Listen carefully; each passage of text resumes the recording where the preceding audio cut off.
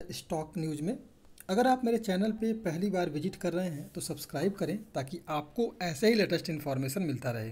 आज हम जो बात करेंगे वो बात करेंगे कंज्यूमर गुड्स सेक्टर के बारे में। इस सेक्टर में जितने भी स्टॉक्स आते हैं इनके बारे में एनालिसिस करेंगे और Q4 का रिजल्ट जो है इस सेक्टर का आने वाला है तो कैसा रह सकता है, और इसके अलावा जो है इस सेक्टर का Q4 का रिजल्ट कैसा रहेगा, आने वाला ट्रेडिंग सेशन जो है कैसा रह सकता है, इन सब पे आज हमारी चर्चा रहेगी। अगर देखा जाए तो Q4 के लिए अर्निंग सीजन जारी है और लगातार जो है कई कंपनियों के Q4 के रिजल्ट जारी हो चुके हैं। अब तक के जो नतीजे आए हुए हैं लगभग सबके मिले जुले हैं। हालांकि कोविड-19 की चुनौतियों से उबरने के संकेत जो है अब जो है सभी सेक्टर को मिल रहा है। कोरोना वायरस में लॉकडाउन के चलते कंज्यूमर सेक्टर भी जमकर प्रभावित हुआ था, लेकिन इकोनॉमिक पूरी तरह से खुलने के बाद अब जो है डिमांड जो है लगातार बढ़ रही है।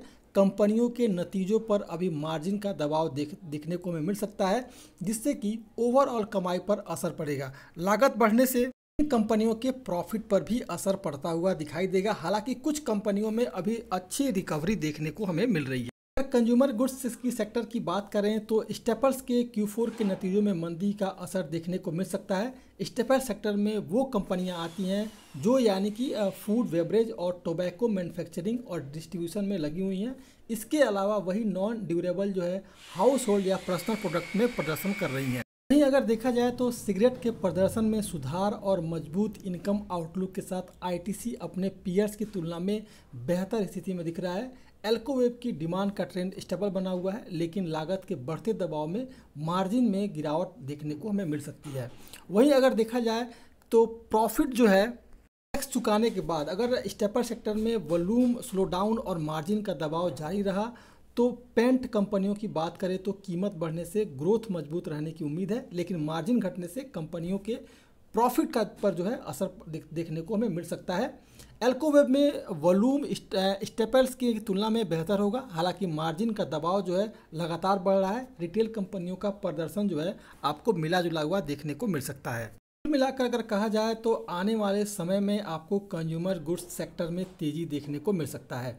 तो कुछ स्टॉक ऐसे हैं जिनमें कि आपको अगर लॉन्ग टर्म के लिए अगर होल्ड करना चाहते हैं तो फिर आपको इन सभी स्टॉक में तेज़ी देखने को मिल सकता है। उसमें पहला नाम है आपका ब्रिटानिया। ब्रिटानिया जो है इस समय पिछले ट्रेडिंग सेशन में 3345 रुपये के करीब जो है ये क्लोजिंग दिया था, लेकिन इसके स्टॉक में की अगर बात की जाए तो 3730 रुपये तक का टारगेट जो है इसके स्टॉक में हमें आने वाले ट्रेडिंग सेशन में देखने को मिल सकता है। इसके अलावा अगर देखा जाए इमामी भी पिछले ट्रेडिंग सेशन में लगभग 467 रुपये के करीब क्लोज हुआ था। इसका टारगेट जो है 580 से 590 तक का जाता हुआ हमें देखने को मिल सकता है। इसके अलावा अगर देखा जाए ITC तो ITC 270 रुपये के करीब है और लगभग 310 से 304 रुपये 304 से 310 तक का टारगेट जो है इसमें हमें देखने को आने वाले ट्रेडिंग सेशन में देखने को मिल सकता है। इसके अलावा अगर बात की जाए मैरिको की तो मैरिको जो है इसमें 519 रुपये के करीब अभी ट्रेड करता हुआ दिखाई दे रहा है और 600 का टारगेट जो है इसके स्टॉक में हमें आने वाले ट्रेडिंग सेशन में देखने को मिल सकता है। इसके अलावा अगर बात करें रेडको खैतान लिमिटेड की तो ये स्टॉक जो है लगभग 921 रुपये के करीब जो है क्लोजिंग हुआ है और अभी भी इसके स्टॉक में लगभग शॉर्ट टर्म की बात करें तो लगभग 1050 तक का टारगेट जो है ये स्टॉक अचीव करता हुआ दिखाई देगा। इसके अलावा अगर देखा जाए टाइटन इंडस्ट्री को तो टाइटन जो है इस समय लगभग 2450 और 2460 रुपये के करीब है।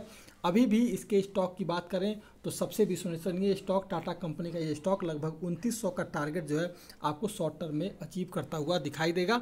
इसके अलावा अगर देखा जाए देवयानी इंटरनेशनल जो है इसमें भी लगभग 210 रुपये का टारगेट जो है अचीव करता हुआ दिखाई देगा। तो ये था आपका कंज्यूमर गुड्स सेक्टर की कुछ कंपनियां। अगर आप मेरे चैनल पे पहली बार विजिट किए हैं तो सब्सक्राइब करें ताकि ऐसे ही आपको लेटेस्ट इन्फॉर्मेशन मिलता रहे।